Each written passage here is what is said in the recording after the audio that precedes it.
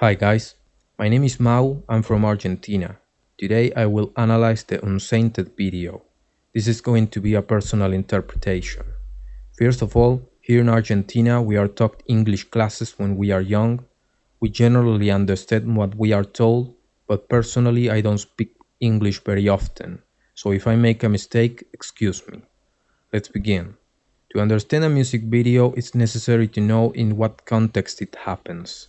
In this particular case, the stage looks like a temple. Some people might say this is a Christian temple, but I don't believe that theory and I will soon explain why. We can watch Cory walking inside that place. A redhead woman watches him and seems to be worried. She seems to take care of Cory in a manipulative way. We know Cory's mask is clear and we can see a black spot between his eyes. As the video progresses, we see the other members of the band.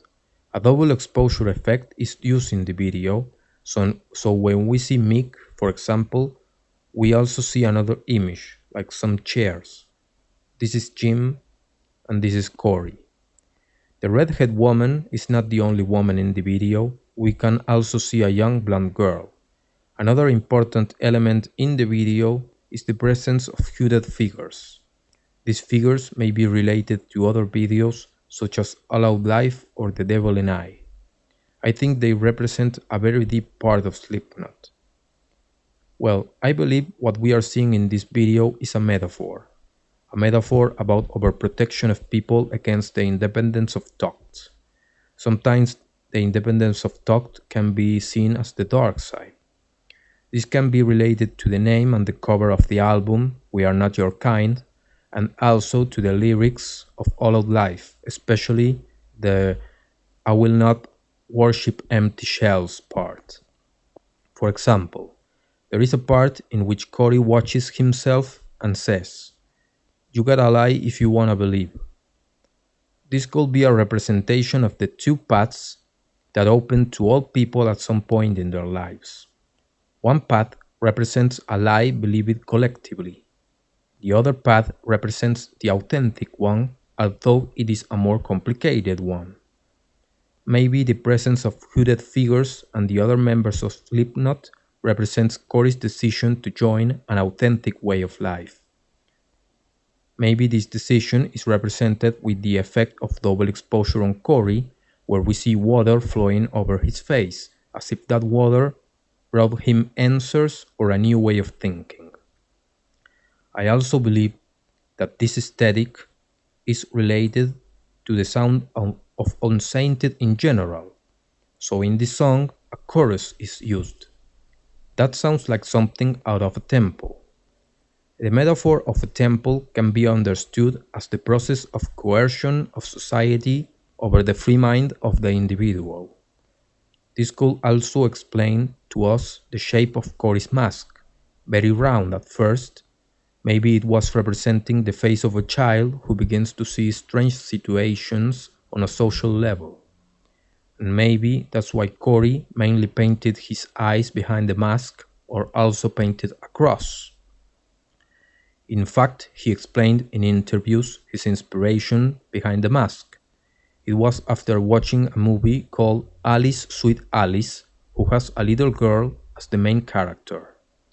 So the redhead woman, together with the temple, can represent the conventional way of seeing things in society, and the young girl can mean the temptation to follow a simpler but a fake path. As I said before, some people may believe lyrics refer to Christian way of thinking. I don't believe it. Let's take a part of the lyrics, for example. You gotta lie if you wanna believe, but your Bibles don't work on me. I think the fact they wrote Bibles and not Bible says a lot. This means that they are referring to general ideas and not to one in particular. Reaching the end of the video, we have another part that says, "Did you think you could win and fill me in? Did you think you could do it again? I'm not your saint." At that same very moment, we can see Mick and Beeman, who seem very offended. I believe Beeman's posture is especially revealing, because he seems to be waiting to be photographed, and he seems angry at what they do. This scene is a summary of the complete video. Then we see Cory leaving the temple, and by the way, in those scenes the temple again has no Christian appearance.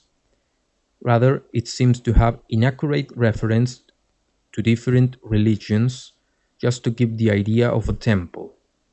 At that time, Cory meets the member of Slipknot in stone, and his statue is the only one that is covered by a veil. He removes that veil and seems to be pushed by the hooded figures to set his own statue on fire. This seems to represent the definite right that leads a person to act authentically. Meanwhile, we can see the hooded figures with a visual effect that gives the sensation of absorbing. The last thing we can see is Cory's face, initially with a childish smile and then with a more serious face.